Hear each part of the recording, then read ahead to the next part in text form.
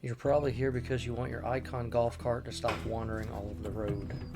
First things first, you need to check for any loose bolts or fittings.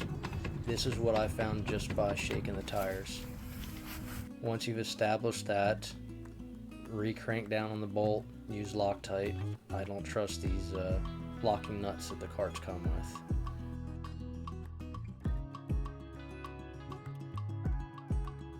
Go ahead and mark your hardware so you can make sure it doesn't loosen up. Here are some views from underneath the cart, just showing how I mocked everything up to make sure it fits.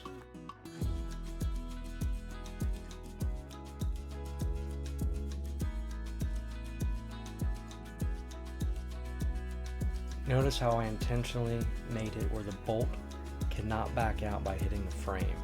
This means you will have to pre-install the shock to the mount prior to tightening down the U-bolt going around the frame so that you can swing the whole assembly up. I highly recommend cutting all 4 U-bolts short so that they don't come in contact with anything, but you definitely have to cut the one that's closest to coming in contact with the brake feed line. Unfortunately, some of the cheaper components are known to rust because of the metal quality. I took the time to paint up anything that was rusted. Here's a good spot to pause the video and see what hardware is involved. As you can see, I tried using off-the-shelf components, which were 3/8. If you're lucky enough to find everything in 10mm, you'll have an even tighter fit.